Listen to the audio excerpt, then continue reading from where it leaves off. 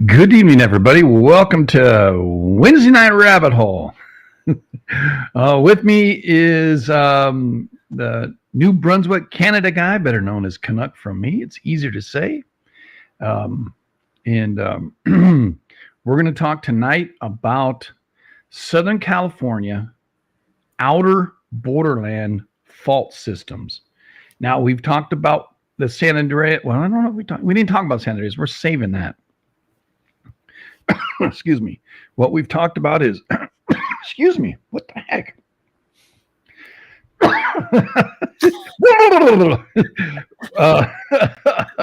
uh, we've talked San Jacinto, Elsinore, Newport Inglewood, um, and then the next interior one or the exterior one from the beach out into sea would be the inner borderlands.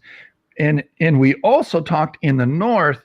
We talked about the Santa Monica Fault, the San Pedro Fault, the Huntington Beach Fault, the Hollywood Fault, the Raymond Fault, and the Cucamonga Fault, which leads east to west. So we've covered all of Southern California until this last one, and this is the most outer fault systems that are in the greater Los Angeles, Southern California, San Diego area. So we're trying to encapsulate all of these.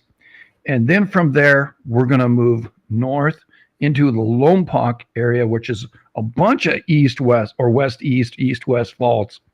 And they have a special name. We'll leave it there. We're not going to go there right tonight.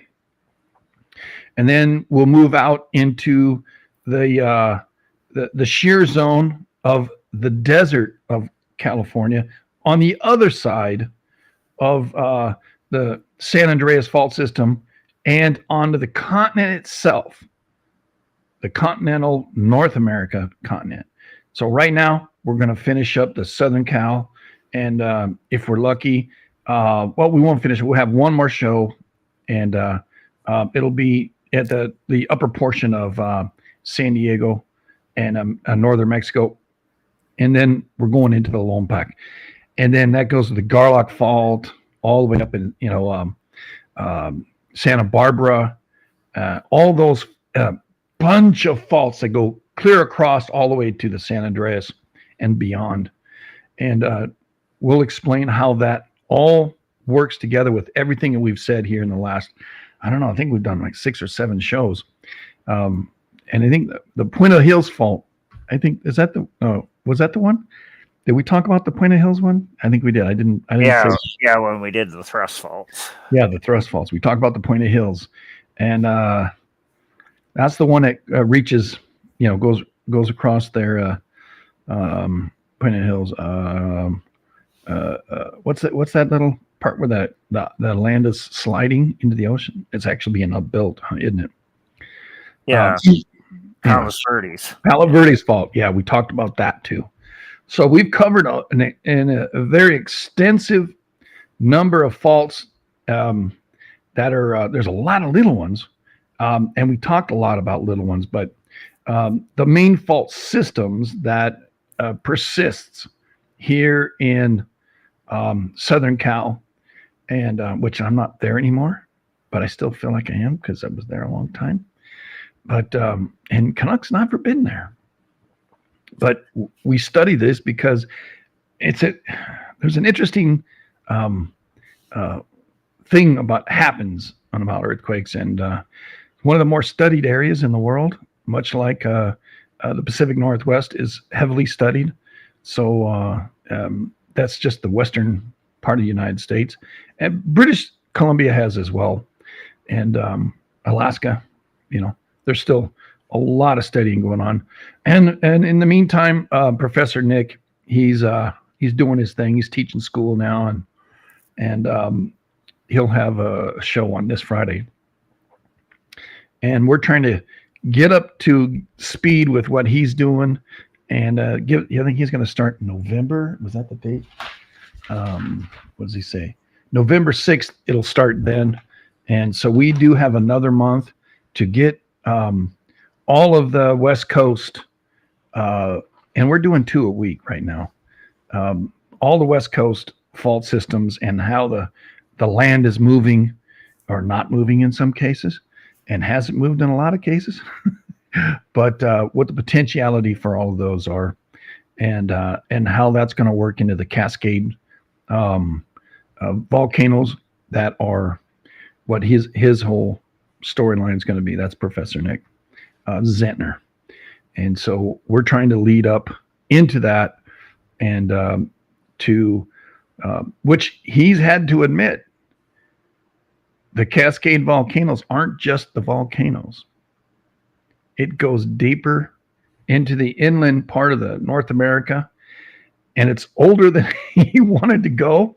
And his little mini series, the Idaho batholith, and how it grew out and how it expanded, because you really can't just stay so pigeonholed in one little tiny area and understand how it all works.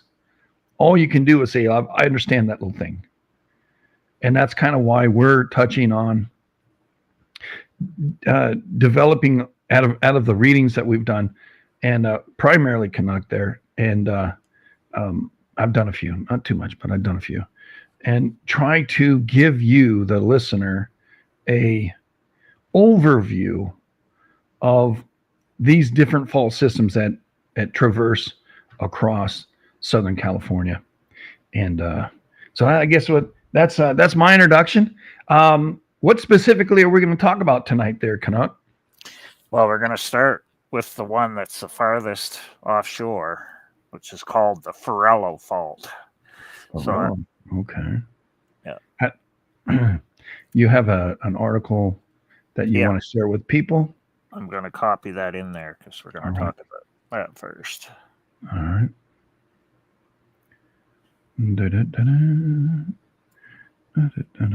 Wait, you sent me something, I see. Oh, what just happened? Yeah, it should be the first one I sent you. Okay, bud. I'm getting there. Well, I guess not. There it goes. Bam. There we go. All right. Yeah, I don't want to show that. San Francisco tsunami risk. The real faces of the tsunami risk in California. Yeah. All right, then. All right, screen. My lady's coming home with my kid right now. So I'm show on a screen. All righty, then. So go ahead and tell us what California faces a real tsunami risk. Scientists caution. This is a 2015 article written by David Neild on June 2nd. Yeah, so I'm going to read that because it talks about all the stuff we talked about so far. And then after that, I'm going to get into more detail of where the Farello Fault is. So this will give us like kind of a background and review of it, of what we did last episode. All right, go ahead, bud. Yeah, I just got to bring it up bigger on my screen. And get back up at the top because I'm way down at the bottom of it.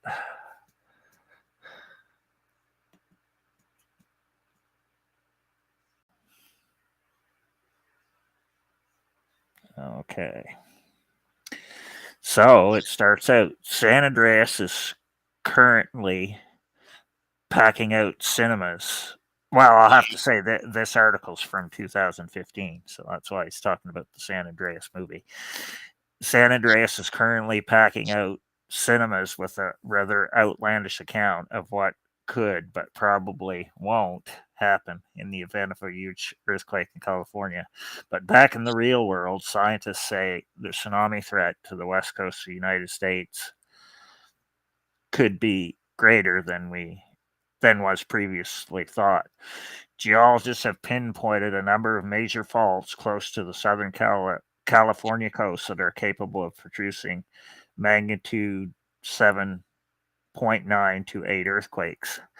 The newly explored faults highlighted by researchers are not quite on the scale of the San Andreas fault, but still have the potential to send tsunamis crashing into San Diego and Los Angeles. There's no need to panic and worry, but you should be prepared now that we know there is a local tsunami potential. Lead researcher and geologist Mark Legg from consulting firm Legg Geophysical told CBS News. We know in the recent past, probably in the last few hundred years, there have been large magnitude 7 plus earthquakes on these offshore faults. So we should not be surprised if we have another one. The last major quake generated by these particular faults was the magnitude 7 Lompoc earthquake. It hit in 1927 and created a 1.8 meter, 6-foot tsunami about 160 kilometers west of Santa Barbara. Unfortunately, due to the high cost of mapping the ocean floor, scientists don't know as much about these faults as they would like to, and that makes predicting when the next earthquake will hit more difficult. And they can't breathe underwater. Yeah. Geologists have known about these faults for some time, but what Legg and his team have done is study them in greater detail, and they've managed to spot evidence of upward and sideways movement. The researchers measured seafloor depth along a 4,500 kilometer stretch of the Santa Cruz Catalina Ridge Fault, and Which was studied. which we talked about at the end of the last episode, and the Farello Fault. Movement of the Earth's Pacific plate sliding away from California against the North American plate has caused these faults, as well as the more well-known San Andreas one. As the faults do not run straight through cities or populated areas, they tend to attract less attention. But Legg says a tsunami could still wreak havoc on cities, beaches, and ports along the California coast. We should not ignore the faults offshore, Legg says. Yes, we should put our priorities on the faults onshore that go directly through cities and have the highest slip rates and are most likely to produce large earthquakes. But the offshore faults are a major player in the movement of the Pacific plate along the North American coast. Now, so later on, we'll talk about that 1927 Lompoc quake, but the next thing I want to do is actually talk about the Farello Fault. So, okay, we're gonna look at the study next, which is the other link I put in there. But I saw that from the JGR Earth one. Yep. All right. So also, I just I wanted you to tell people where the heck is the picture at. And that's the one I just put in. Yeah. And I saw that the picture. There we go. All right. So in the Farello Fault, what Canuck is talking about is right up here. Here's the Santa Rosa Cortez Fault. Here's the Santa Cruz Catalina Ridge Fault right through here, where it's in kind of the north. You can see my mouse moving. He's talking about right through here. Now we talked about the inner borderland last time. This talk is going to be about the outer land borderland, the Santa Rosa Cortez Ridge, and the Farello Fault system. You can see how it comes in and it crosses over into the inner borderland, and then the outer borderland faults out here. So, and then the Patton Escarpment, and that's the edge of basically the whatever they call it. That then it's like out to sea where it drops down pretty substantially. But so he's talking about right in here, okay, right in the north section, the Farello Fault. You can see it's kind of a northwest to southeast, and I don't know does it continue further straight south, or is it cross the Santa Rosa Cortez? Oh, it's the farthest one out there. SNI. Yeah, so it keeps going down. It's actually the longest one. Okay, it's the longest one right through here. Which I didn't know this until I read about it. So it's like super long. So go ahead and tell us what you got. Okay. Now we may as well just bring the rest of the study up, because I'm just gonna. It's kind of review for the first part because that's all right. That's better. talks about the Santa Cruz, Catalina. Mainly, it doesn't cover San Clemente in this one, but they're all the. All right. I got the abstract up. You want me to read the abstract? Yeah, just read the abstract. Okay. Good review. New mapping of two active transpressional fault zones in the California continental borderland, the Santa Cruz Catalina Ridge Fault and the Fiorello Fault, was carried out to characterize their geometries using over 4,500 line kilometers of new multi-beam bathymetry data collected in 2010 combined with existing data. Faults identified from the seafloor morphology were verified in the subsurface using existing seismic reflection data, including single channel and multi-channel seismic profiles compiled over the past 3 decades. The two fault systems are parallel and are capable of large lateral offsets. How's that sound, right? And reverse slip during earthquakes. The geometry of the fault system show evidence of multiple segments that could experience thoroughgoing rupture over distances exceeding 100 kilometers. That's about 75 miles, I think. Published earthquake hypocenters from regional seismicity studies further define the lateral and depth extent of the historic fault ruptures. Historical and recent focal mechanisms obtained from first motion and moment tensor studies confirm regional strain partitioning dominated by right slip on major thoroughgoing faults with reverse oblique mechanisms on adjacent structures. Transpressional on the west and northwest trending structures persists for as far as 270 kilometers south to the Traverse Ranges. Extension persists into the southern borderland. A logjam model describes the tectonic evolution of crustal blocks bounding by strike slip and reverse faults, which are restrained from the northwest displacement by the transverse ranges, which we're going to talk about next week, and the southern Andreas Fault Big Bend. Because of their potential for dip slip rupture, the faults may also be capable of generating local tsunamis that which impact Southern California coastlines, including popular regions in the Channel Islands. So that's a mouthful, man. The key points is the high resolution bathymetry delineates major active seafloor faults. Transpressional along steep faults produces high basin inversion and basement uplift. Active offshore fault systems may sustain long complex fault ruptures. Now, in the study we did the last couple of weeks, we have seen that there's a uplift that it persists in the Borderland and Newport Inglewood, the other faults that go through what's that again? I just blocked in my mind. Point of Hills, not Point of Hills, but the one that the land is sinking, right? You know, it's sliding down the face where the Palos Verdes. Palos Verdes. I can write it down, damn it. Palo Verdes. Because these are all like northwest to southeast faults, right? So Right. all the same type. And the uplift that's persisting in the Palo Verdes fault, and the reason that land is there, the mountain is sliding into the ocean, yet the shore is rising up, is just because of this.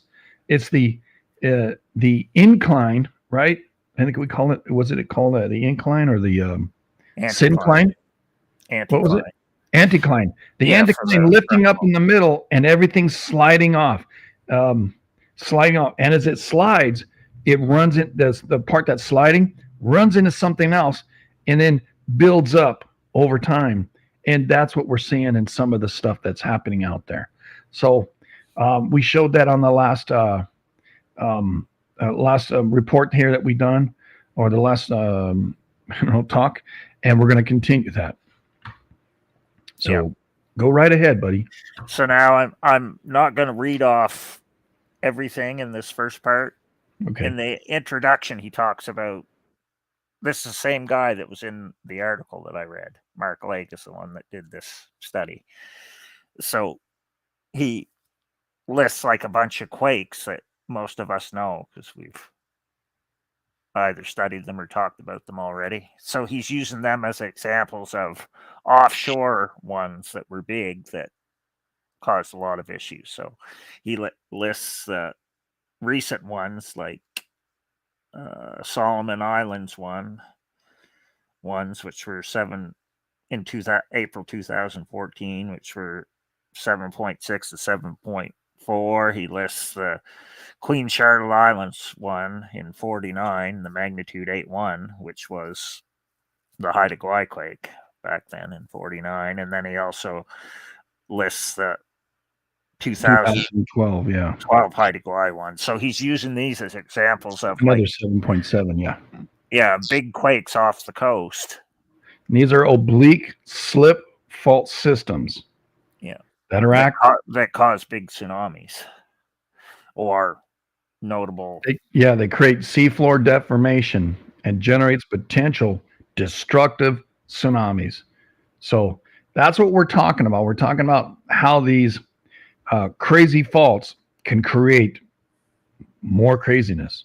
Go ahead. Yeah.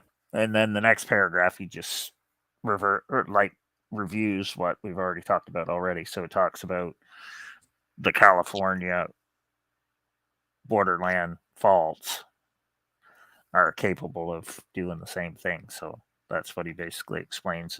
And then the map is there, the same one we used in the last. Yeah, show. I was showing it earlier. Go ahead. Yeah. And he talks about other crustal earthquakes from all over. I'm not going to go into every one of those. Some of them we'll be getting into later because he talks about the 2010 Baja quake and I think he has landers in there, 92 landers. Because I found more interesting lead up stuff to landers that relates to the Santa That's Barbara. good. When we get to the shear zone, yeah. Yeah, the Santa Barbara faults, which I didn't know about till I started looking into them. But we'll worry about that when we get to it. Because there was all this other stuff happening back in 91 that I didn't know about. So anyway, so now he goes down and he does in the study the location at tectonic background. So he gets into more detail about the California continental borderland again, which is all stuff we already went over in the last show. And then he has a map of how all this stuff formed and everything else, but I don't want to get into that. We could spend probably 50 years just on that. Because he has like a diagram of where all the triple junctions were and all this stuff and how the islands formed and all that. So we're not going to go into all that. We'd be here forever. Yeah. Yeah. So he keeps going down and eventually, he talks about like how they did it with the multi-beam bathymetric data, and he has a map for that he shows and how they divided it up into sections, which I'm not going to go into detail because that's way too much info. Then he talks about the seismic data, how they got that, and how they used it in the study. And then he goes into talking more about the faults. And so he starts with the one we ended with in the last episode, which is in this one, he calls it the Santa Cruz Catalina Ridge. But this study was from 2015. So since then, they've added San Clemente fault zone to it. Right. So when he did this one, he wasn't going all the way down, even though he's involved in all these studies, but they added more later to it. So, and he has all sorts of diagrams of where the earthquakes were and all that, which I'm not going to go into super detail on that. But he's just showing them which faults they were on out there. All right, so let me chime in here. Kind of define something that's interesting. Um, and that article, if anybody wants to read it, it's in chat right now, and we're trying to give you the overview of it and how to. Here, I'm going to share this one instead. Okay, show on stream. There we go. This is a right lateral oblique slip fault. All right. And so if you see the hanging wall, the foot wall, right, you can see the strike right there, right lateral oblique slip thrust fault. This is going to rise up over the foot wall. The hanging wall rises up and it slides down. So you can see what's been happening over a period of time just in the um, uh, uh, north of Los Angeles, let's say. That's where all the mountain ranges, Santa Monica mountain ranges, and all that um, are due to the compression and then the sliding of the Pacific going north. And it's up. It seemed like it's rising up on it right now. That's what he's talking about when he talks about right lateral oblique slip systems. I just wanted to share that with you. Yep, that's good. There And you so go. now, as we go down through this, he has all these diagrams of what it looks like underwater, like you viewing at it from the sides. You can see like where all the ridges and the basins and the faults are. So he shows like a whole bunch of those diagrams. So kind of like the same one we looked at, the Yeah, stat. there's the one right there. Yeah. Yeah. So he's showing them all in all these diagrams. Right. And then he breaks it down into sections, which are ones we talked about in the last episode. So he talks about the Santa Catalina Island section, and then he has like more pictures of that and where the earthquakes were on it. And you can see where the faults are going across these mountains, how it dips down. The faults are actually going across. Some of these are oblique, and some of them are due to hidden thrust faults. And this is all under the water. And they just how the ocean gets. It just kind of wipes out the surface. You don't see it unless you're doing the special high resolution 24 channel K Sparker seismic profiles along the Santa Cruz Ridge. Goldfinger Personal Communications in 2001. But yeah, it's interesting how you can see these are the earthquakes, and as it falls down, the uplifting happens.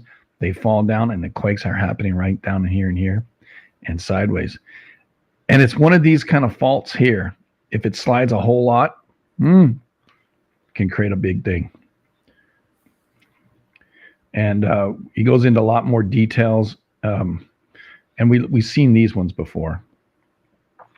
He's talking about the Santa Cruz fault zone right through here, and the step over to Santa Cruz Island fault, and Acapa Island is up here. Santa Cruz Island's up here, and then the fault systems are through here, and how they can just fall to the bottom even deeper and create those tsunamis.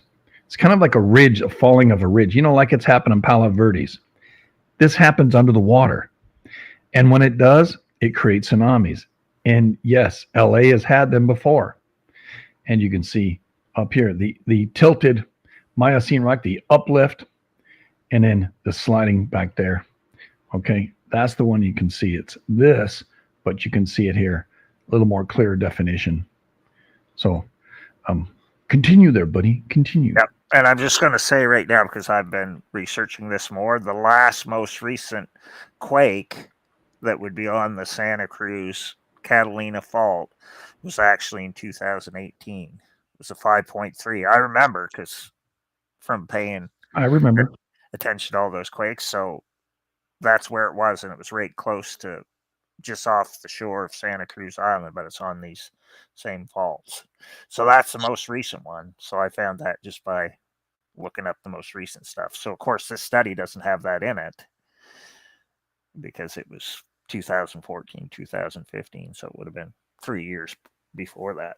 So like all this stuff is occurring recently. It's just not in some of these studies. But He goes into the southern portion too. yeah, oh yeah, he goes And he right goes into southern. crazy with all of it. In this, like super detail, because he's the one that's done the most on the outer borderland stuff. And you can see on the screen here, these are earthquakes from 1981 to 2011 that are greater than 2.5. Yeah. Check that out.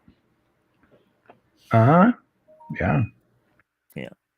So he goes into super detail on all this stuff and keeps. And of course, he has all the fancy tensor balls on there and everything else. So he's like going into crazy detail on everything. Well, I think the tensor balls help us understand the direction of the faults, because to read one of those, you got to know the faults. You can't read it otherwise. Yeah. So when these earthquakes are happening, a lot of this is strike slip, and these are the reverse obliques, I think, the thrusting ones. I think if I'm correct, I could be wrong, but yeah. You know. So the one I want to go over in more detail tonight is the Farello fault zone, because it's okay. That's it's right up here. Farthest one out there. So that's beyond Santa Rosa Island, and it's almost to the Patton Escarpment. Patton Ridge fault zone is right through here, but he's going to talk about this fault system here. Here's Los Angeles over here, right? Yeah. We talked about all the faults that are all through here. The last week we talked about all these faults right through here. And now we're going to talk about this fault way out here, because that's the last one that had a big earthquake on it. Go ahead, buddy. Yep. So it's the farthest one out there. So it's to the west of Santa Rosa Island and San Miguel Island, I guess is the other one that's the farthest out. So it goes, well, I'm just going to say the Channel Islands right now. So the first one is Anacapa. It's small. Then Santa Cruz, then Santa Rosa, then San Miguel. And I'm going to branch off here for a second, because I just down here. Yeah, I just realized about those Channel Islands, because they found out since 2018 that those Channel Islands were all, they call it now the Channel Islands thrust fault. That's what made those 4 islands. And it's an east-west one. And they found out that it goes across, it connects to the Point Doom fault, and then the Malibu Coast fault. So all those east-west ones we talked about before actually keep going out and include all 4 of those Channel Islands. Yep. Yeah. So from the Santa Monica that reaches out, then there's the Doom, and that reaches out into all of these out here. Yeah. So they figured out that all those are connected to all those east-west ones we talked about before. And so this is not it's not the Garlock. No, Garlock is up higher, but we'll get into all those later, because later date, because there's a whole crap load of east-west ones between where we did the southern transverse range ones, but then there's central ones, and then there's northern ones to the transverse ranges that are all east-west. But we'll do those at later, not right now. So the Western Traverse Ranges, that's what the next week's going to be on. Okay, everybody? Yeah. And we probably will have to do a little bit down here, but just to balance it all out. Well, yeah, we probably should do down there, and then we can come up in Imperial and go into Eastern California shear zone, just so there's some method to the madness. Right. So we're just bringing your attention to certain areas that have fault systems that can produce some problems for those people who live on the beach. And it doesn't have to do with anything about global warming. It just has to do with how nature is. Yeah. So now I'm just going to read the first little bit on this, and then just so everybody will know which one I'm talking about. So the Santa Rosa Cortez Ridge, which that's what Santa Rosa Island is on, right? It's on the top of the ridge, is one of the largest physiographic features in the California continental borderland. The ridge extends southeast along the axis of the outer borderland from Santa Rosa Island past San Nicolas Island and beyond Cortez Bank for a distance exceeding 220 kilometers. And then it says, well-defined topographic lineament along the west flank of the Santa Rosa Cortez. Did he say liniment? Yeah, magic, eh? Mm. Yeah. So they renamed it the Farello Fault. It parallels the structural boundary between the subduction complex rocks of the Patton terrain, because the Patton escarpment, that's what that's Patton. Yeah. And the Forearc Basin rocks of the Nicholas terrain, which is from San Nicolas Island. To see how they're connecting all these things together. It's pretty I don't know where that Nicholas is, though. Yeah, it's down farther. That's what I thought. Yeah, a little small island. Okay. Right down here, I think. Yeah. Our mapping defines the principal displacement zone from Santa Rosa Island to Valero Basin. And the basin is down there farther, so they said it exceeds 350 kilometers in overall length. So that's pretty long for the Farello Fault. So that can go pretty big, which is why he must the longer the fault, the larger the earthquake. Yeah. Yeah. And so then he goes into more detail. There's a map there that shows the Farello Fault zone, but then he also shows like an east-west one kind of that's coming off San Nicolas Island there, or by San Nicolas Island, which is like another east to west one, but I don't want to get into that. We'd really get bogged down. So, but he's showing like how they all interconnect and where the earthquakes have happened that would be close to those. Because there's a couple that were actually near San Nicolas Island. Quakes out there too. So, and then he goes into more detail. The next one shows where it is in comparison to the other ones.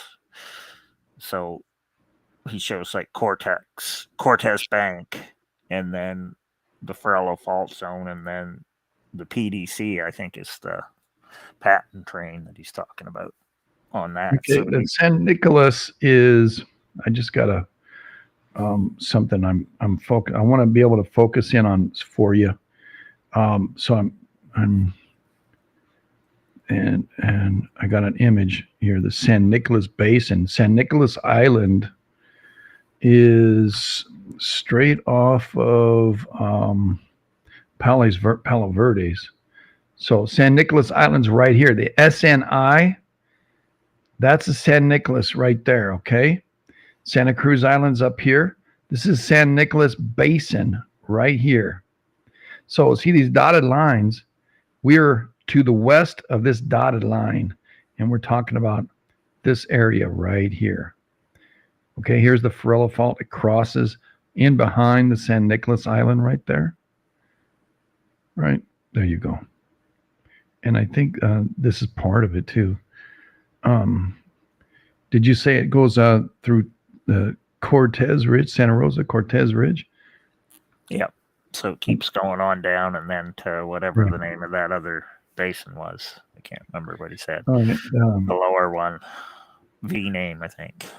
It starts with a V. All right. Oh, Verdugo. No, Vallejo. Valero is right here. Okay. It's off the San Clemente Basin, East Cortez Basin. These are little basins right in through here. These are all named. So he's talking about how they all come down into here. And you know, it's good to be able to see. San Diego is right here, right?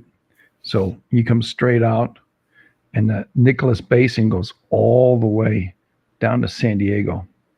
Yeah. Right? And then he talks all about those. here just a little bit down farther, the Valero Basin Valero Basin, yeah, down here. runs into all the Mexican Right. ones Here's the down borderline below. right here. So Valero, it's Velero, Valero Yeah. Basin, and then we have Bishop Rock is out here, and the West Cortez Basin is out here. Okay, so East Cortez, West Cortez, East Cortez, and San Clemente Islands right there, and San Nicolas is behind San Clemente Island. So that's all of this area right down here. Yeah. And later Just on, like when Valero's here. he's describing this in detail again, I'm going to read one sentence because it makes Okay, it go ahead, bud. make more sense. So he says, the San Clemente Fault is to the east, and the Farello Fault is interpreted as a strike-slip fault. So it's basically the same as all the other ones. Right. And he says the Farella Fault Zone bisects the outer borderland and represents one of the largest active fault structures in the region because it's so long, right? The Farella Fault. Yep. Wow. So he's including it all those things Yeah. together. So he's saying it's super long, right? Like Right. he's describing each of the sections in this thing, but he's saying it's one of the longest continuous faults. Wow. Yeah. Oh, And because it's way out there. it goes from here all the way around. It's quite a long. We have the at the top here, the Western Traverse Ranges. You're reading here. We have the Cucamonga, we have the Raymond, we have the um, uh, uh, Hollywood, and the Santa Monica fault system. It comes out here and goes out toward the islands, and then that's where he's talking about the Farella Fault meets way out here, where these four islands are out here, and then it comes back down and goes behind um, uh, uh, San Nicolas Island. So it's it's one of those things. I think one can kick the other off. Again, we keep reiterating that, but that's new technology. Everybody, they did not believe that happened until Ridgecrest, and they were stunned. And all the studies are now going, well, crap. We can put these things together and go, oh no wonder we can see these huge quakes happen out of nowhere, because now we understand how they interact, how they interrelate. Some are deeper, some are more shallow in the crust, but offshore, I think it's probably 15, 20 miles thick. It's not that thick out there. So the San Andreas goes much deeper than that, goes down into past the Mojo, but all these other ones are on the surface, and they're all getting crunched. They're all getting lifted up because of how the Pacific plate is moving north, and North America is moving into it and south, and they're like I like how Eden put it. It's a grinder, man. It's a cheese grater. That's how he put it. And I think that's pretty darn accurate. And and every time they rub against each other, they create these faults, these strike slip faults, because it gives way. Something gives way. The weakest part gives way, and it moves a little bit. It's like, and a little bit by little bit by little bit. So that's what he's talking about. That's why these things are so important. And San Andreas. Dude, there's a lot of things around here that we showed in the last 6-7 weeks. Oh, forget about San Andreas. We got everything else. It is no joke. Producing sevens. If these things can produce sevens, that San Andreas can produce a hell of a lot bigger than that. So think about it. Continue. Yeah. And he goes into the seismicity around there, and he talks about like different quakes, and there was a swarm out there in 2005 and stuff, but I'm not going to go into all those because you can read it in there. But he's just trying to say that it's active, right? Yeah, large. He's talking about that. He talked about Queen Charlotte Islands, and what he's doing is the guy's trying to show you examples of what could happen. Yeah. You know, like large offshore transpressional fault systems such as the Queen Charlotte Islands, offshore British Columbia, New Zealand, and the Macquarie Islands. You know, that's down below New Zealand, eh? And the Yeah. Caribbean, and the Scotia Plate perimeter in the Southwest Atlantic Ocean. You know where that is? That's Sandwich Islands, right? Um, it may exhibit similar characteristics to that of the California continental borderland fault systems, plural, examined in this study. He says large earthquakes affect these submarine plate boundaries, and oblique slip often generates local tsunamis. Though our mapping, we find that the offshore Southern California's faults are also long and continuous and may be capable of experiencing a significant amount of oblique slip over a long distance rupture. That just means bigger damn tsunamis. The study focuses on two of the largest borderland fault systems, Santa Cruz Island and Ridge, and the Farello, which we were talking about. And because of the new data that they've gotten through bathymetry data, and they've been able to compare the character and recency of the faults. Displacement of these fault zones accommodate tectonic movement and crustal blocks within the western half of the Pacific North America transform plate boundary in Southern Cal. So they account for half of the movement. Now, we talked about what, 20, 30% before? But in totality, all these things account for half.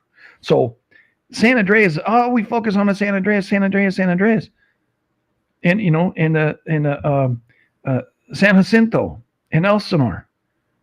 Well, they control the other half. The stuff offshore is controlling another half. So there's two halves of movements going on here. And I think most people in California, yeah, we worry about the tsunamis, but we're like, well, we don't know where they're going to come from. But now that we are seeing these things, we're seeing that there's a great many faults out there and what they're capable of doing. Damn. And they account for half the movement. That's insane. Well, that's mind. All of them are being stressed, right? Because that's how the Pacific Plate is moving. And that's another reason why we dig into these things. We're trying to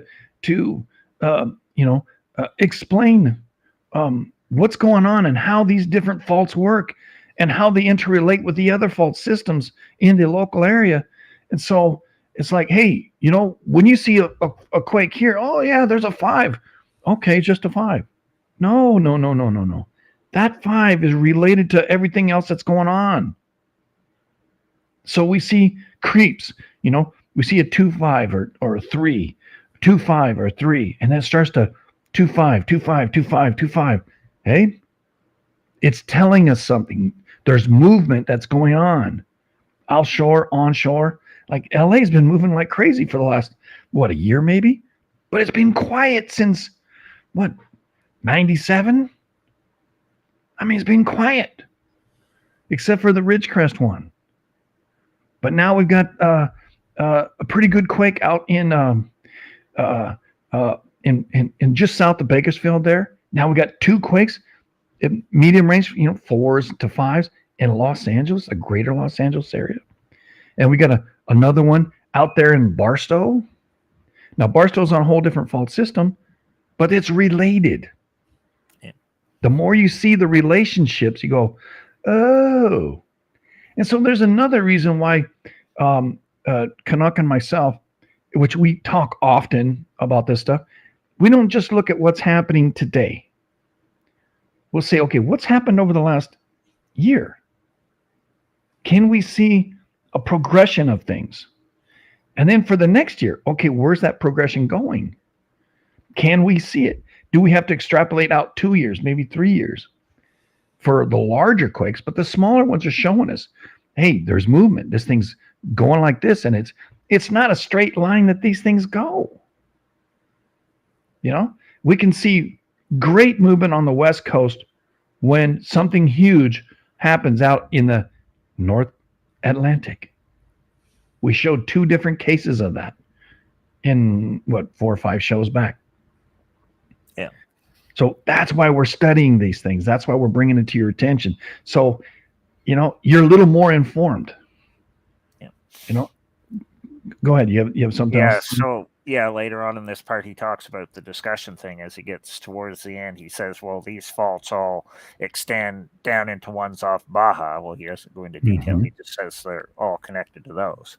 And then he has a section he calls tectonic logjam, because he explains that all these offshore northwest to southeast faults are all running into the Channel Islands, which are your east to Yep. west thrust faults. And that's what's lifting the Channel Islands up, right? Yeah. Yeah. But he said all those same faults are all running into the Channel Islands. Mm-hmm.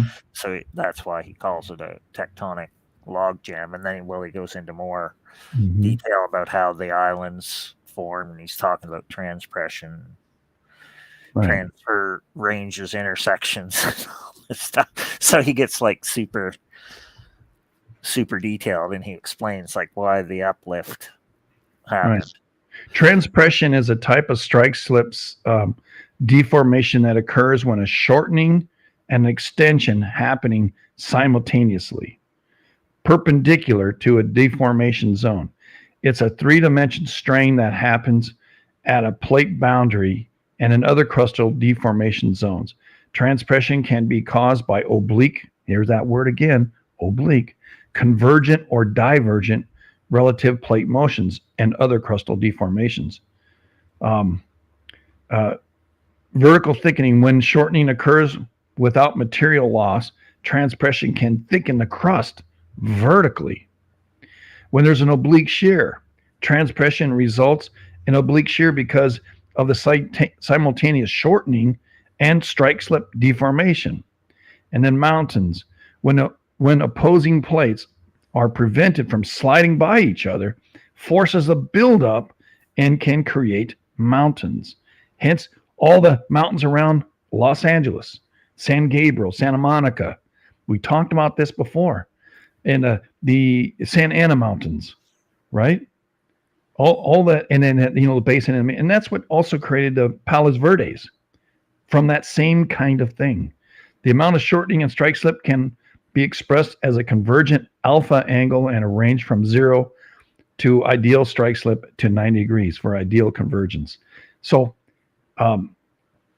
transpressional regimes are widespread in orogenic belts and give rise to complex strain patterns.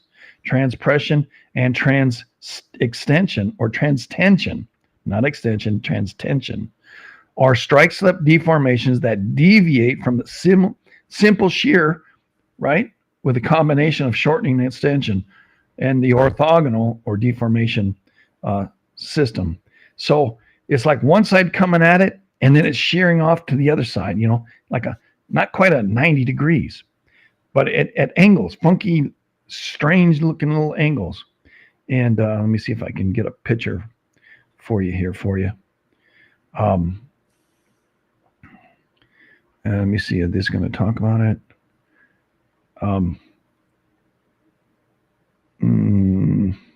I think it. Yeah, following a strike slip duplexes. Okay, this image here. I'm going to try and save it. I think it's we gloss over some of the terms all the time, and I'm considerate of you, of y'all, because it's like, how do I explain that? Here's strike slip, right? All these little strike slips happening in between, right? And model, and this is when should decoupling occur? Neglecting a ductile and weaker crust below and focusing on the brittle portion of what can be set up. Equality for energy required to move obliquely on the one dipping surface versus the energy required to move on both surfaces in the dip slip direction on the dipping fault and the strike slip direction on the vertical fault, right? So it's like multiple things happening, and that's depending on which angle that happens. So there's the strike slip right here, and there's a strike slip, but there's this other stuff, this overriding of this plate. And that's what's happening off coast. It's this overriding, and it's the reverse. If I can flip it over the other way, you would see it's coming on, but as the strike slip happens, it obliquely goes over the other one. So I think that's what I'm trying to get at. And these are the San Bernardino Mountains. Okay, this is a great little article here too. Great stuff to learn. I'm gonna put that in chat. There you go. Go ahead. Back to your story there, buddy. Yeah. So when he's doing his earthquake potential thing, he has a section on that. Well, I just want to read the last part because he basically relates it to other ones that we already know about, that we've already studied or heard about. So at the end, he says, during the past 150 years, several large earthquakes have ruptured low slip rate faults in areas of extended California crust, including the central California borderland. So the first one he refers to is the Lompoc quake 7 in 1927, but he also lists Owens Valley 7.8, 7.9, 1872, the Mojave 1, which was 1992, 7.4. So which one was 7.3 Landers? Yeah, Landers. And then the 99, which was Hector Mine. Hector Mine was 7.1. Yeah, and then Laguna Salada, both which was another 7.1. Yeah, and he lists both 1892 and 2010. Right. And so he says the major transpressional fault systems of this study may produce events of a similar magnitude and fault complexity. So that's what he says. So basically what he's saying is he can they can all make sevens. Right. Everything can make sevens because of what they're capable of doing. 7 is just a number. A lot of people are like, oh, it can do a 7. I don't think I have to believe that people heard it so much that they almost become immune. It's like the boy who cries wolf kind of syndrome. We say, oh, it's a 7. No, I'm looking for a 7. Well, why are you looking for a 7? What makes you think that that's going to, okay, now we know there can be, these things can produce up to a 7 or maybe a little higher, 7.1, 7.2, 3, 4. I think a 7.6 was the last one in in Central California, just north of Los Angeles, a 7.6 in 1952. That was the biggest quake that I remember in Southern Cal, other than the Owens Valley one. Now we have to go all the way back to 1800s. In 1952, it was the quake which we just had, the one just south of San Bernardino. Not San Bernardino, but Bakersfield. Yeah, the Tehachapi quake. See, the Tehachapi is 7.6 was the largest quake in the greater Los Angeles area for a long time. So it's capable. And that was not on the San Andreas. It was an offshoot. However, it did a lot of stinking damage. It damaged almost all of the missions in Southern Cal. I think there was 10 or 12 missions that got all damaged. And some they didn't rebuild. They moved them from the 1800s. Now, I don't know what they did in the 1950s, but, they did some. So grinds and deposits in the mountains also thrust up deposits. Yeah. And that's where you get your green schist from way down below being pushed up. Moderate magnitude 5.3, depth 10 kilometers 18 minutes ago. Where at? I don't know. I got to look. I didn't hear what it said. 5.3. Prince Edward Islands region. Yeah. So what do I know that? That's down south, right? Yeah, off of South Africa. South Africa. Yeah. Okay. All right. Let's take a quick jog over there. See if there's any And there doesn't look like there's any. No, not much. All right. So I'm looking at over on deck. Like those people, Dynamic Earth Community. Like them quite a bit. And I appreciate Muzzy and all of them for doing what they do. They also cover New Zealand quite well. And let's see what the USGS has to say. They don't even have it. But it looks like I didn't see that one. A 4-1 off Port McNeil today. Ooh. Yeah, the antipode of this one is the west of the center of the JDF. So I always like looking up the ones off South Africa because then I find out where yeah, and USGS does not have it yet. I'll go to the MSC right now just to take a look at it. Prince Edward 5.3. Dear Module. Oh, now it's going to play an ad. Commercial. Yeah. So it's down at the Triple Junction below South Africa. So it's down here, right? Right down here. All right. US just doesn't have it yet. Oh, one Eden said that it thought it said 9.3. Well, if it would have said that, I would have had all sorts of alarms. Oh, yeah. Alarms have been going off everywhere. Yeah. Yeah. So Prince Edward's right here. And, you know, that area has been quite busy. And that to me is, it's, I don't know if I would call that the Texas limit, but it's very close to the Texas limit, crosses through here and comes off the shore up here. And we have the Olympic Walla Walla that kind of cruises out a little bit further. Well, yeah, if you look at the antipode, it's not far from would be west of the Blanco fracture zone, JDF. Right. So it's pretty close to it's pretty close. All right. And a Blanco just had a 4 off not too long ago either. 1524. So yeah. I don't know, about a little bit ago. What's that one? That's up there and okay. Well, anyway, continue, my friend. So now, just to conclude for tonight, we're going to look up the quake that he thinks was on the Farello Fault, which was the 1927 Lompoc quake. So I'm going to put the information in on that. And then we're going to read about it.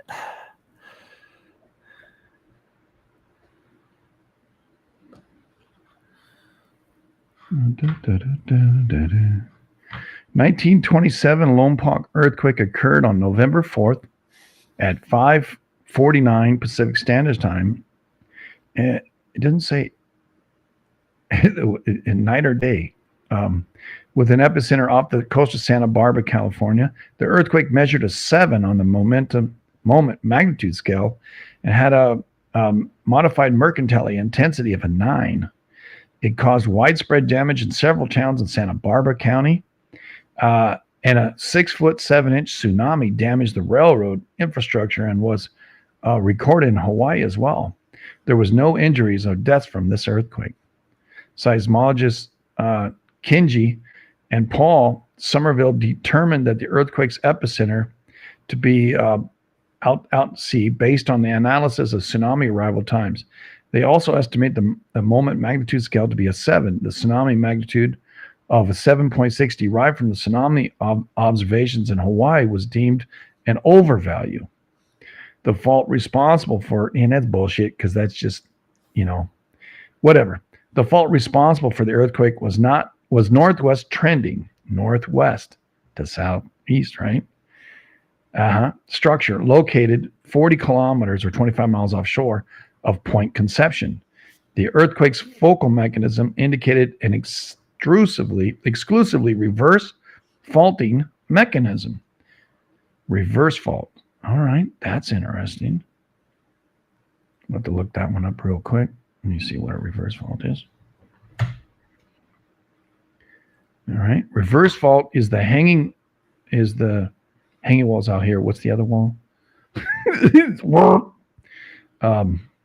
Right there. The footwall. It rises up over the footwall. Reverse the one side rides up over the other. Here's the thrust, right? So this side goes over that side. Reverse thrust faults, the hanging wall has moved up relative to the footwall. The distinction between reverse fault and thrust fault is that reverse fault has a steeper dip greater than 30 degrees. Reverse and thrust faults develop sectors of crust that are experiencing compression, as all of our area is, right? In this regard, a convergent plate boundaries is a zone of main reverse and thrust faults. Subduction zones, consequently, are occasionally stated as megathrust faults. Wow. Yeah. In this understanding, reverse and thrust faults similarly arise from the surrounding where the crust is befalling compression. For instance, the Traverse Mountain Ranges just north of Los Angeles. Yeah. Yeah. So this will make more sense once we actually do all those faults off of Santa Barbara. Right. That's kind of why I'm kind of reiterating what these things are. So and he says figure 213, that's what's going on here, right? Reverse fault. Here's the strike slip. This is going up and over. And this is the thrust fault, right? And then some of this, they're hidden. So most of it's all hidden because it's under the ground, right? Recognizing reverse fault displacing combined vertical and compression. Displacement reverse faults typically have a wide range of dip angles. Reverse faults with low dips exhibit a sinuous surface expression over a hilly flat terrain. Reverse fault scarps are often difficult to locate precisely due to widespread landslides, which occur and cover the fault trace. Surface fracturing is characterized by folding and distortion of displacements along the subsidiary faults and fractures within the hanging wall. So often they get hidden. And that's kind of what's been going on. We got these, tsunamis that have happened. Yeah, they have. Anyway, so I'm going to go ahead and put that one out there for you too. I don't know that everybody in our area here, reverse.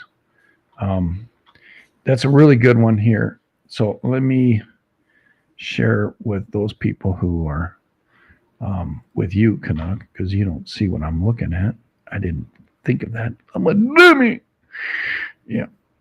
No, it's not it. Reverse faulting. Not reverse fault. There we go. Share that. Yeah. All right. And yeah. show the screen. There you go. Okay, that's where I was talking about right there. All right. Yeah, Calmness will like when we do all the Santa Barbara ones. She'll be. Oh, I know. I know. Good morning or good evening, 55. Love you, sister. So again, reverse fault is what we're talking about. This side rides over this side, and you see the hanging wall and a foot wall, right? And then the hanging wall rising up and over. Yep. And then these things just slide down because the uplift, they slide and they cover what's going on. So you don't know that there's a fault there. That's what we're talking about here. And there's the hanging wall and the foot wall. See, rising up and over, right? Yeah. Thrust systems and contractional tectonics. That's what's going on. This is a helpful thing here too, because we've talked about these and how the backside often gets hidden because this stuff rides up and it like covers it, right? So continue, buddy. Yeah. Okay, so you wanted to talk about this 1927. Yeah, so back in that same one where you finished off reading, the earthquake's local mechanism indicated an exclusively reverse faulting mechanism. So that's where you finished off. No specific fault have been associated with the earthquake, but its location places it near the southern segment of Santa Lucia Bank fault system. Another possible source, though, with uncertainty is the Hosgri fault. But I'll explain all these other ones when we do all the Santa Barbara faults. And the Hosgri one is one slightly off the coast that goes up the coast, and it connects to another one called San Gregorio, and it basically goes to San Francisco on the coast. Yes, that's why we need to touch all those. Yep. Yeah, but we'll cover all those later.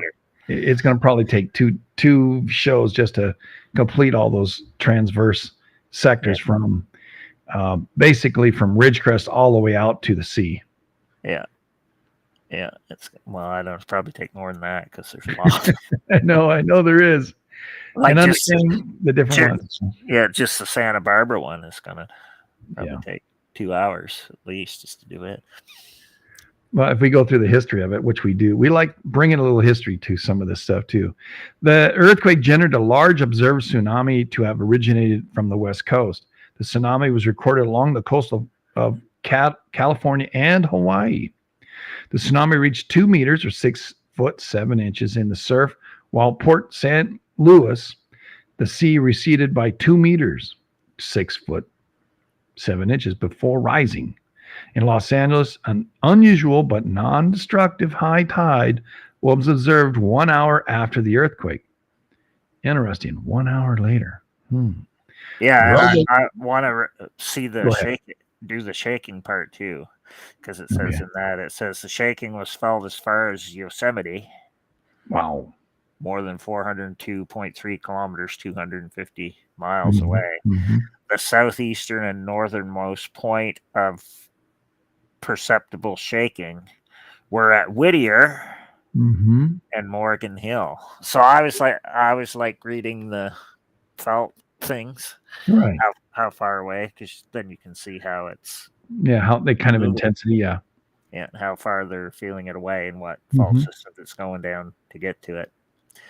So now you can finish reading about the tsunami part. Railroad workers stationed in the Surf and Pismo described a tsunami as a large storm wave and no recession of the ocean when its first wave approached. A railway worker, Port St. Louis, said that the sea level fluctuated for an hour by 4 feet. Similarly, observations were made by a lighthouse keeper.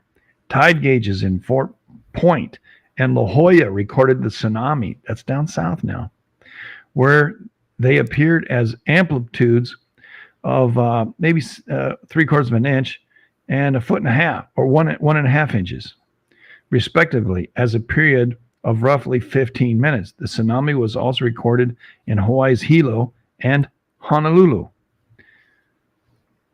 Yeah, because they have records of stuff going way back there, because they even have records.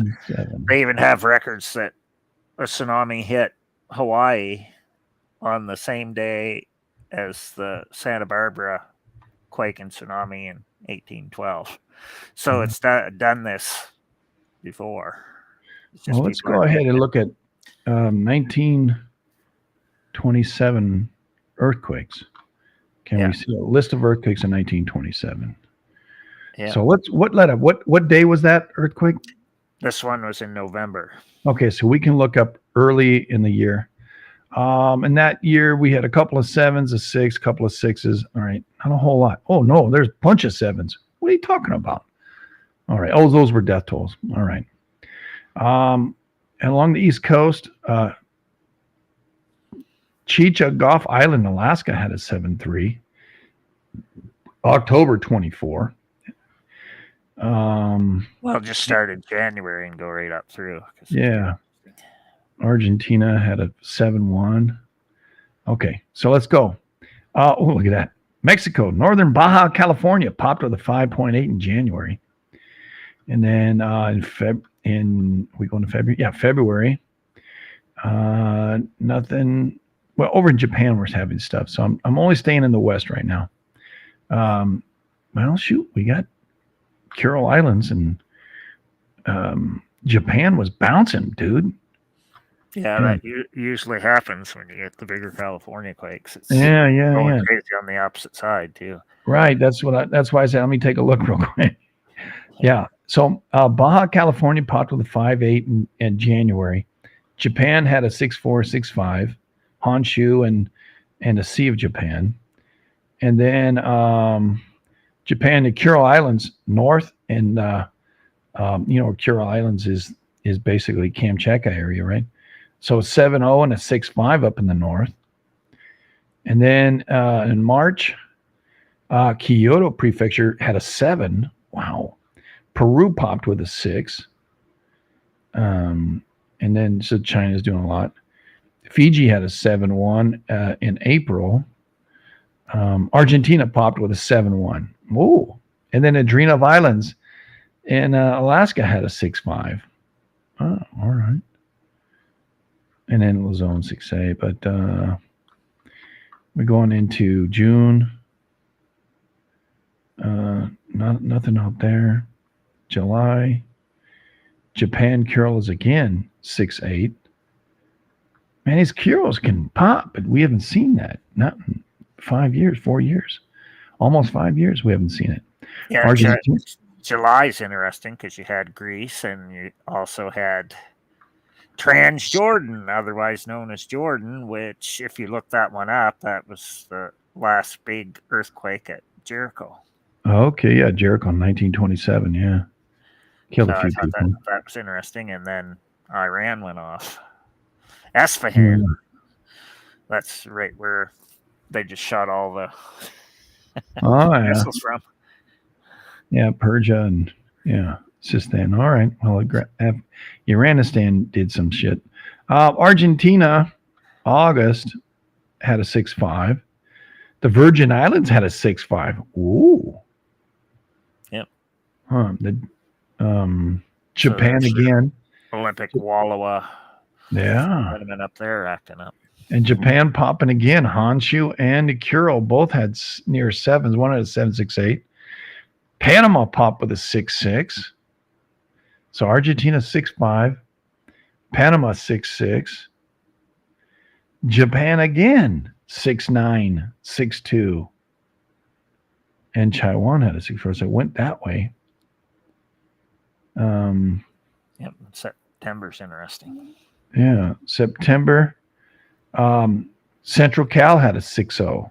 Yeah, you know where that was? Up by Not Bishop. one. Oh, Bishop? All right. So Bishop is basically Mammoth Mountain area. Yep. All right. The top of Owens Valley. So Mammoth acted up. Yeah, Mammoth. Yeah. Like within a month or so before. So October, Chicha Gulf Islands in Alaska had a 7.3. Then November, off the coast of California, the 6.9. That's the Lompoc 1927. Tsunami was observed. Chile popped with a 7.2. Argentina 6.8. Argentina, yeah, it was China's Chile, the 7.2. So that's pretty good banging there. Then afterward, December. So what led up to it? Well, Argentina was banging. Japan was really banging. Alaska had a couple of bangers. What else?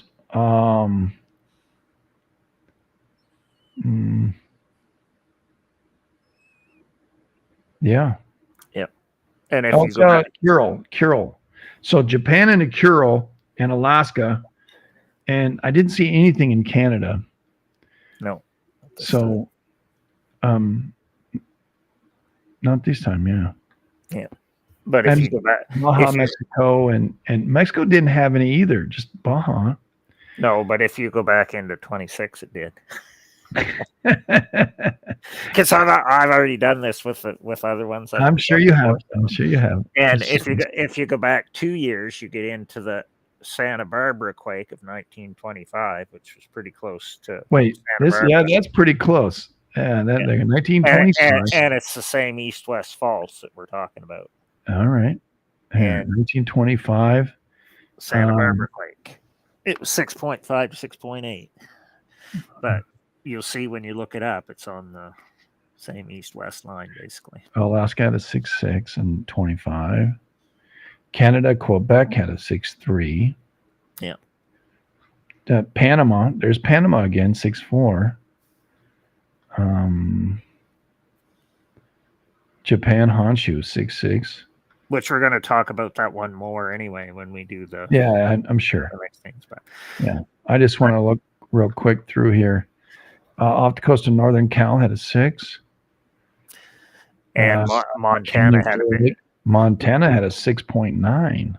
Yeah, that same year, almost. I think they were only the Santa Barbara quake and it were only like a day or two apart. So I thought that was yeah, the Santa Barbara Channel. When I looked it up before. 13 major property damage caused. Cost was $8 million. 13 people died in the Santa Barbara quake. And we've talked about this one quite a bit. Magnitude 6.5 to 6.8. Depth was unknown. The epicenter is somewhere out to sea. Probably left lateral reverse instead of right lateral. A left lateral. Oh, all right. Yeah, well, there were those east-west faults, right? Which we're going to get into all those ones. The low force shock reported, but felt nature. All right. See, I see them kind of related. The quake we're talking about is further south, and this was further north. Yep. So I'm wondering what led up to the Santa Barbara, which we'll get into. We'll just stop right there. Like I just wanted to use the 1927 one as a hook to the other things, but since I started doing all this other stuff now, I found like when I'm looking up Santa Barbara ones now, on each of the faults now I know the other ones. So I have dates for them, and I can see how within 2 years of it having one here, it did it farther down the line. And you'll see all this when we actually go into the actual faults, and I'll explain it. And I don't think people are paying attention because it's been doing this over and over multiple times. It's just nobody's put it together. Yeah. It's like going up and down all these lines, or it's going east-west or northwest, southeast. It's doing all sorts. And they just haven't put it together. Yeah, because they're not. I don't know.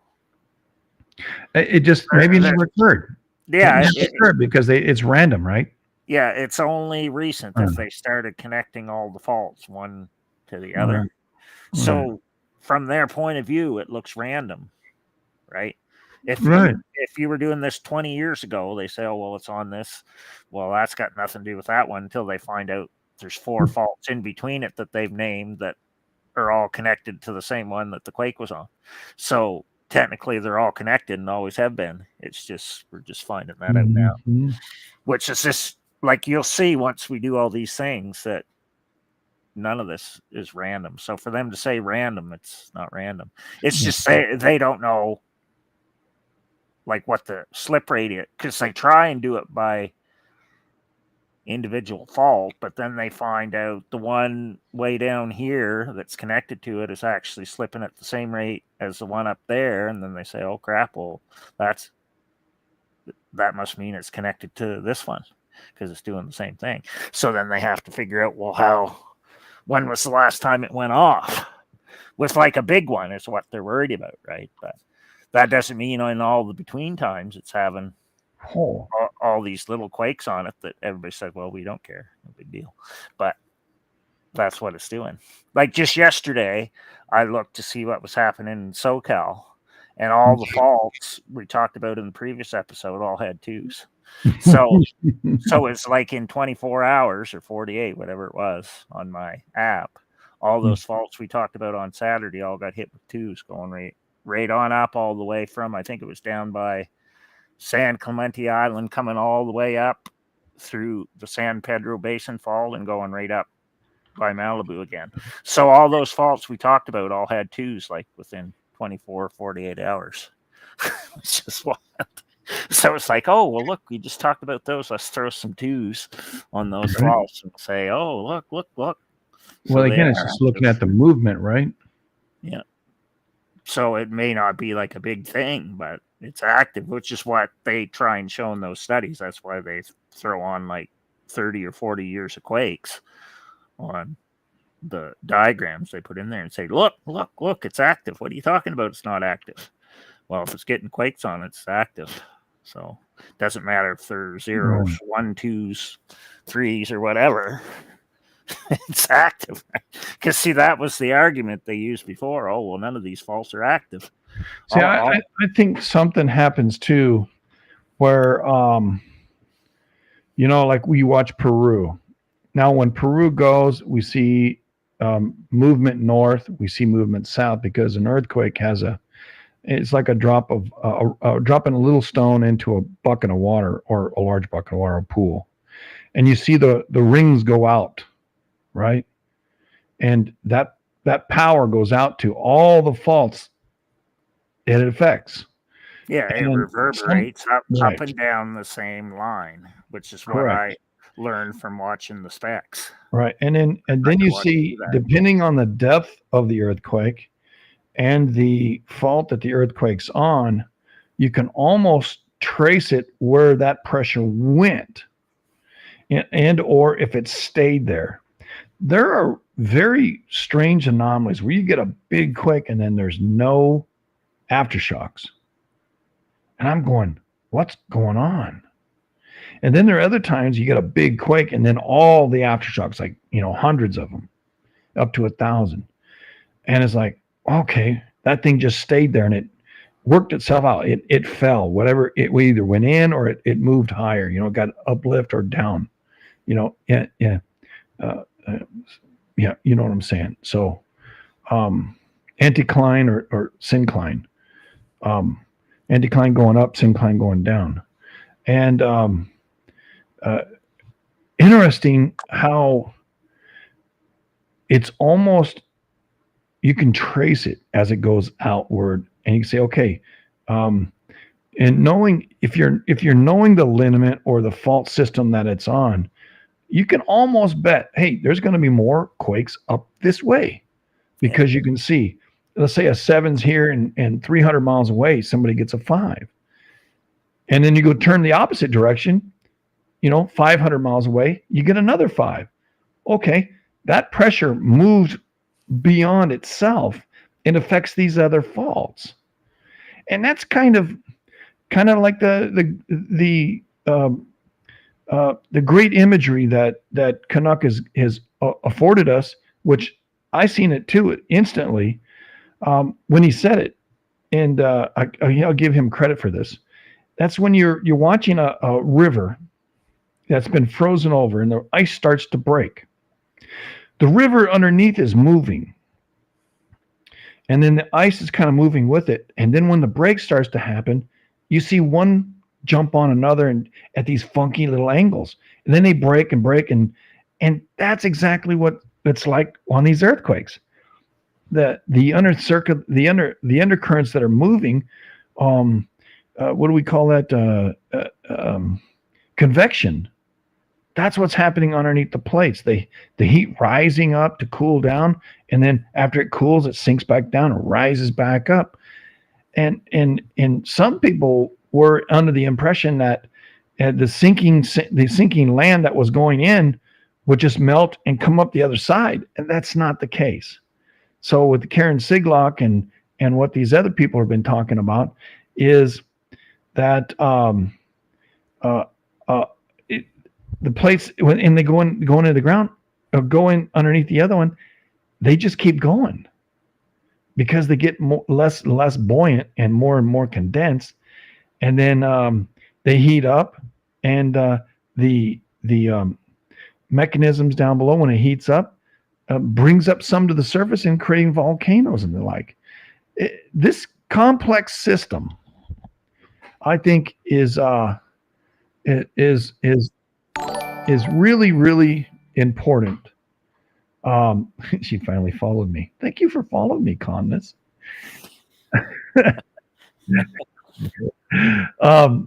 I think it's really important when we're looking at like on the screen. Maybe not on studio here. I'll share the USGS here. And so you can see it out there. When we're looking at the USGS and we're seeing a quake here, a quake here, a quake here, right? There's a reason why they're happening there. It's not random. Then there's a string of quakes happening along right through here. They're not random. They're one's affecting another, affecting another. They're showing us, they're revealing the motion of the plates. And when we start to see it, hey, earthquake is just a sign of the invisible things, the things that we can't sense, like the motion of the plates, The dang Pacific Ocean, over here it's moving at, 60 millimeters a year. But out here it's moving at 100. Yeah, because technically quakes are how the plates move. Correct. That's how they move, right? If you want to simplify it. So really there's no place that's on Earth that's safe from an earthquake, because if all the plates are moving, at some point they're going to have a quake. It's just a question of how big it's going to be and how much it's going to move all at once.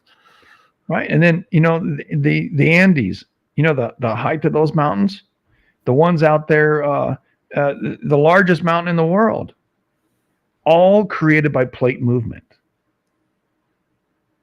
It's like, what?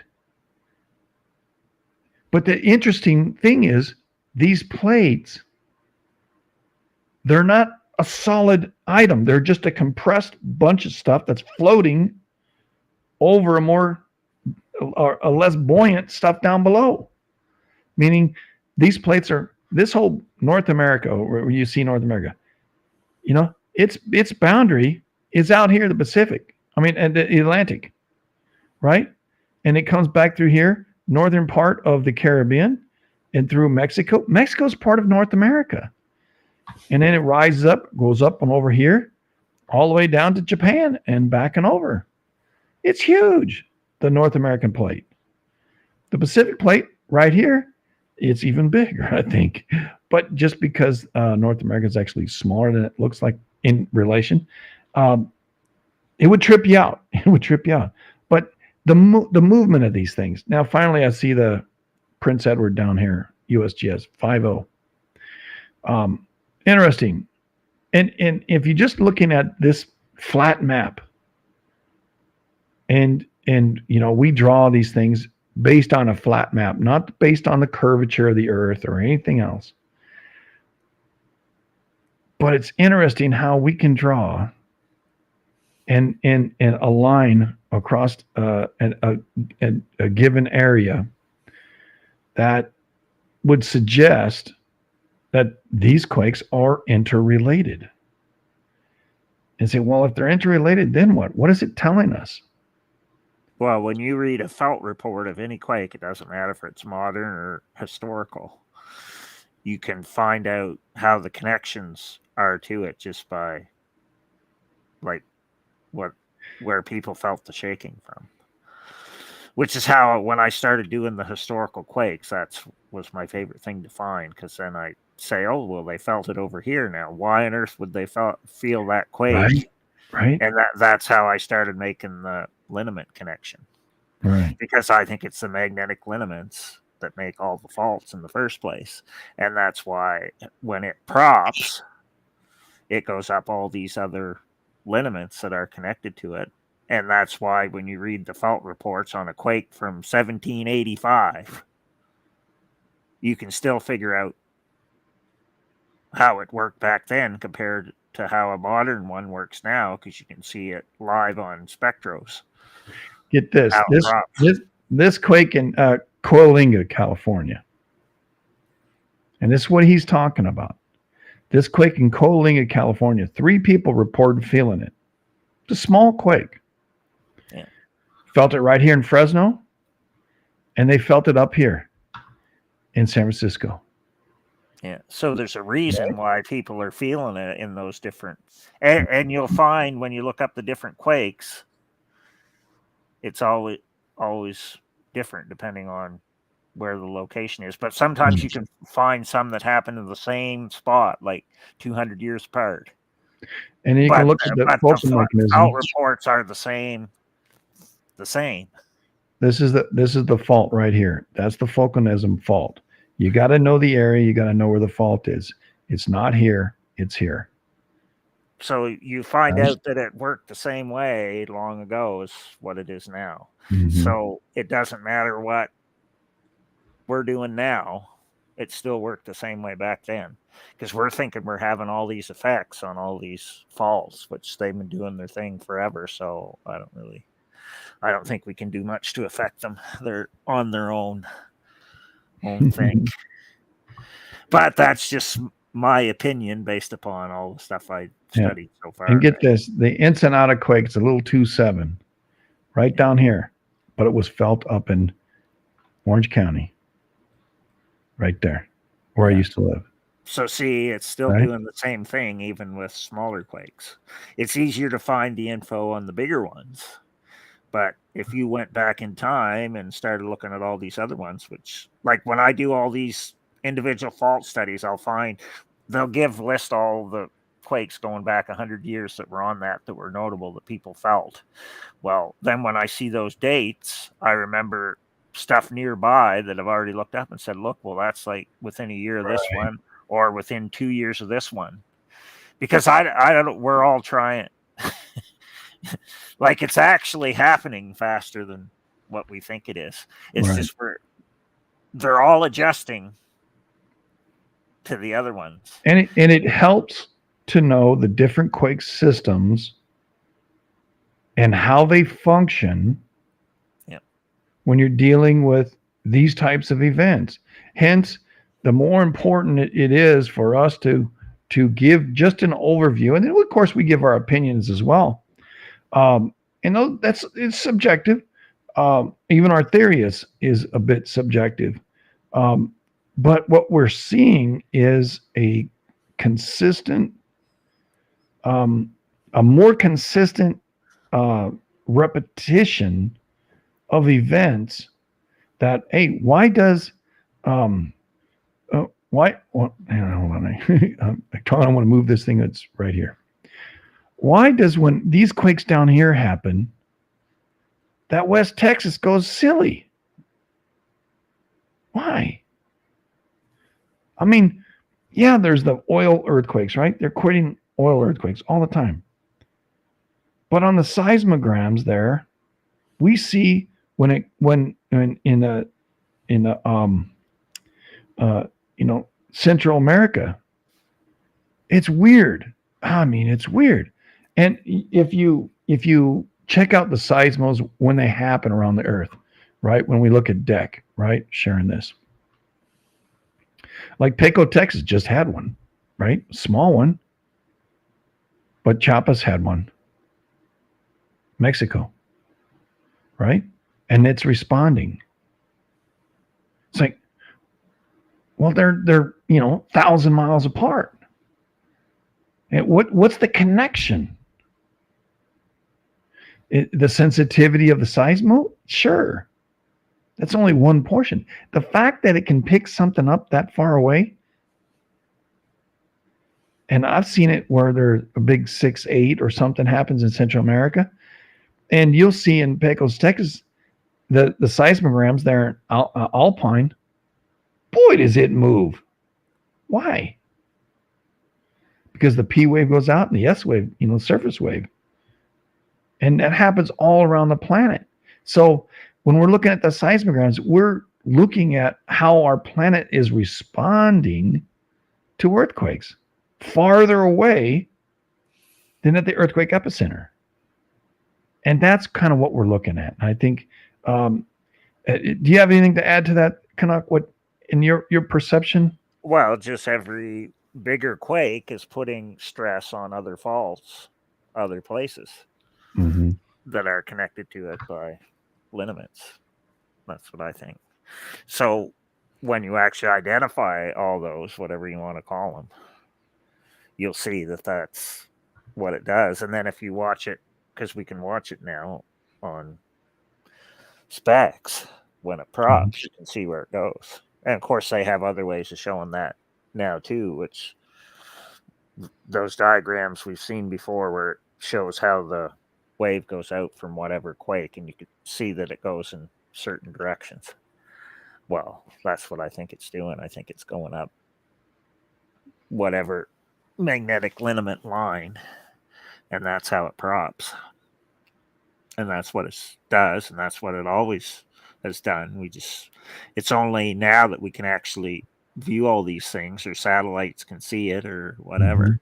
Mm-hmm. Because we have the technology now that we can start to put all this stuff together. If we were trying to do it 20 years ago, we wouldn't have had all the We don't have them data and the info. instruments. Yeah, the instruments and the drilling, all the oil wells drilling, and then the what do you call it? When they drill in, they pull up some pieces of the drill that went, the sand or the dirt or the rocks that were down there. They're looking for oil, right?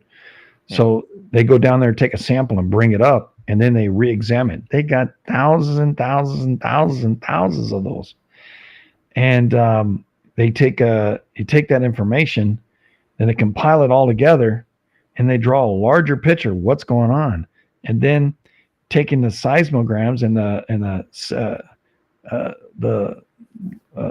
semi what do you some anyway, it's a vibration that they go into the ground and it reverts back up, because more condensed will look one way, less condensed will look another. Water will look a little different because it'll vibrate a little bit more. So they can see where there's water pockets and rocks, and then they say, oh shoot, there's this line here, this fault. And they go, okay. And then more and more that happens. They diagram what's happening under the earth. And a lot of that's where the Karen Siglock and her studies have done. And they say, well, they can see stuff that's been down there several million years. That's way under the ground. That's past the dirt, where the dirt stops, where we're walking on the dirt where we live, the crust, way, way down there. So, well, they're actually using earthquakes to figure all that stuff out, because that's what tomography is. So when they get a nice big deep quake, they love that. Oh, they got a lot of data then. Yeah, sure. Well, this was I don't know. We're now in 42 into this one. I think we covered some pretty good area. Do you want to go in anywhere else? No, that's good enough for. That's tonight. Good enough. Yeah, because to recap, we were talking about the Farello fault zone right through here, that leads all the way down here, and then here's the island we talked about right here, and the break is there. It goes all the way over here to the San Clemente fault system here, and the Santa Cruz fault systems up here. You can see the Farello fault zone, right? Interesting how there's a lot of stuff that's offshore that's every bit as strong as what's onshore, and it accounts for half the movement in the Southern Cal region. Half the movement. The interior is about 30%. I think out here is about 20%. Then the rest that's onshore is another 50%. That's pretty crazy. And yet we don't pay attention to what's offshore when we should, because tsunamis have happened. And we've only been here, in Los Angeles area for, since the 1600s? And they've seen... the Spanish 1769. Yeah. Well, the established... Yeah, the established of the missions. Yeah. Yeah. And so I think the 1600s are going up and down, but the Chinese were down through here. The Native Americans were here. Native Mexicans. Yeah. Whatever. Because I was reading about when Captain Cook and George Vancouver came up through the LA Basin and the Santa Barbara Channel. When they went through there, in their writings, they said there was oil slicks everywhere on the water. So it was seeping oil even back then. So they were getting, if they went off the boat or stuck their hands in the water, they were the same. They were getting oil on them, just like what you did when you were walking on the beach. Oh yeah, we always got stuck to our feet, man. Gosh. So they were doing the same thing back then before they had when it was the wooden sail ships. Yeah, it'd be interesting to take. I don't know if there's any documentaries of that Captain Hook or Mr. Vancouver to explain their life as they traveled up the coast. That would be pretty damn interesting. Yeah. Yep. You were correct, Eden. Of course, floating tar pits. Well, the tar pits are up there. It's not.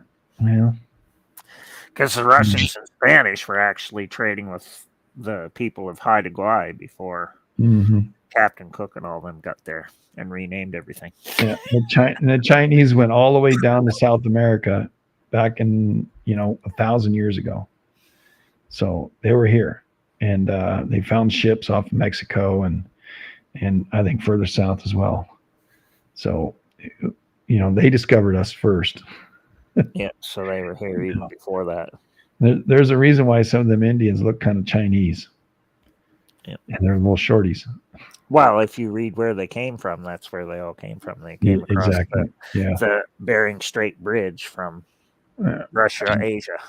If you buy that, I don't know. Which is why I made the comment when I got into argument about somebody about the people of Haida Gwaii. I said, don't let Putin know that everybody came across the land bridge from Russia. I said, he'll claim all the land in Western Canada, saying it all belongs to the Russians. Yeah, I know.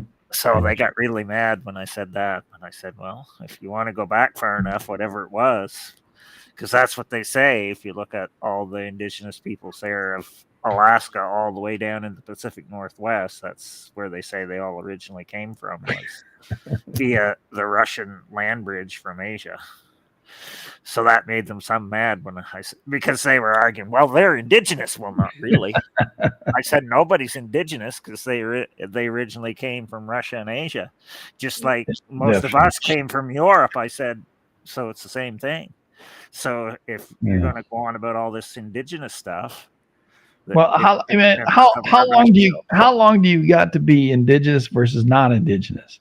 I trace my family back to the 1600s here in North America. Yeah. Right. Now that's a long time, 600 years. Yeah. So I think I'm pretty indigenous. Technically, wherever you're born is where you're indigenous. Right.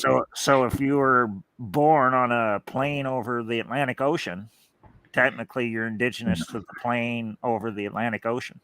Yeah. So I love my Mexican. I love my Mexican friends who complain about the white man coming over here taking their land. Yeah. I said, yeah, you don't even speak your language anymore. The Spaniards did that to you. You should be mad at the Spaniards, not the white guys. White guys were just smarter than you. So I was born just up the road here from my house at the hospital that used to be in town. Well, so were all the people at the Indian Reserve, or the majority of them. So what's the difference? Technically, we're all indigenous because we're all born here. So if you're going to go back 10 million years. Yep. My wife's family came from your area. Yeah. So it's just nuts, right? Yes, sir. Yes, saying sir. I'm special because I'm indigenous. Well, I got news for you. Everybody that's born here is indigenous. So we're all just as special as the other people. And that's how it works. Yeah. So that's what I just find the whole thing ridiculous now, because like at every event they have to say, well, this is the land of whatever. Well, whoop-de-doo.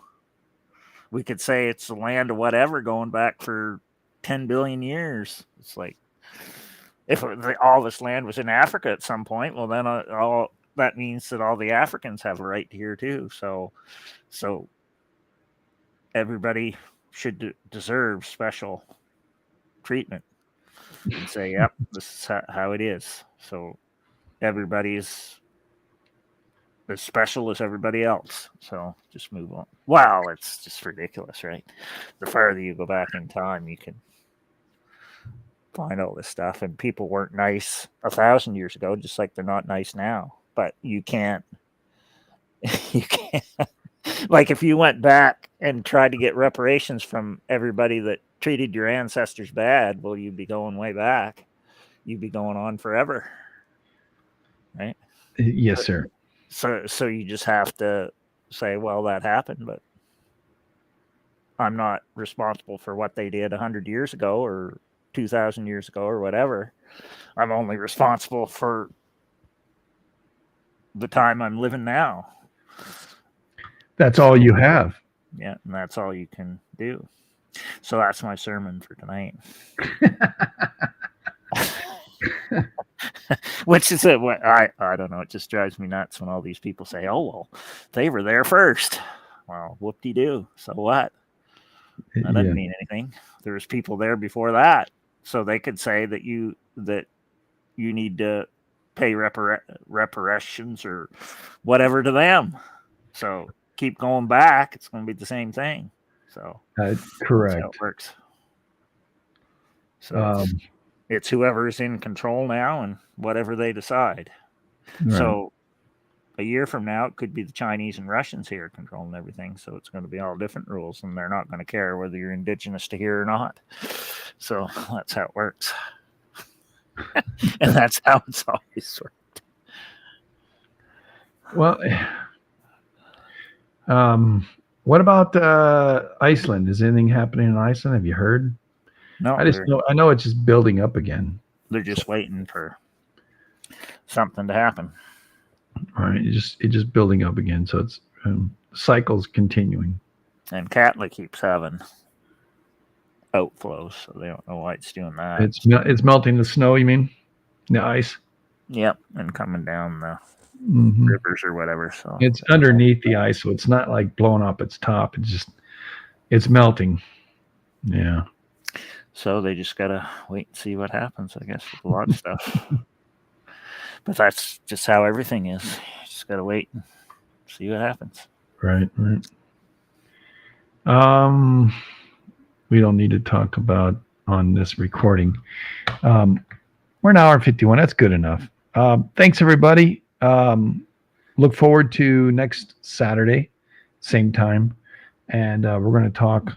I think we're going to hit the bottom of what we just talked about, and then we're going to focus next week on everything in the north, because it's going to take a minute, because there's a lot of those faults up there, and we'll dive into that. There's so many off Santa Barbara. It's just wild. So it's well, yeah. But anyway, so look forward to seeing y'all. Thank you, Canuck. You're great as usual. I appreciate you, man.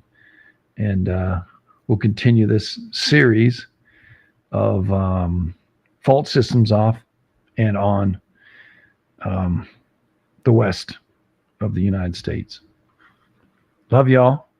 But I do have something left to do to help somebody understand what we do here. So how about that?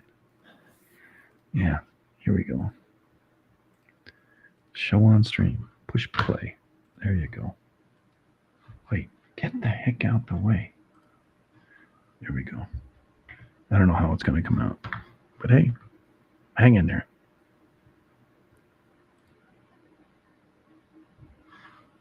I don't hear a damn thing. Oh, no wonder.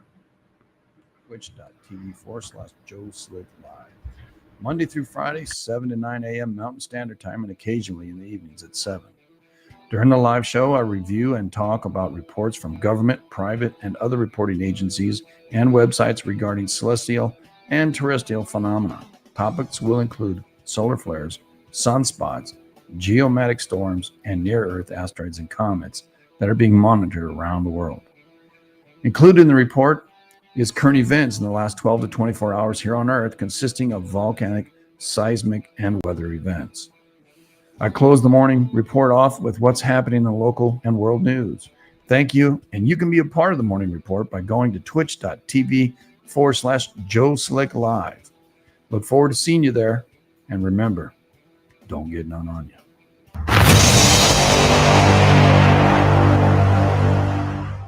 And for those who didn't hear the very beginning, it's Monday through Friday, roughly 7:30 to 9.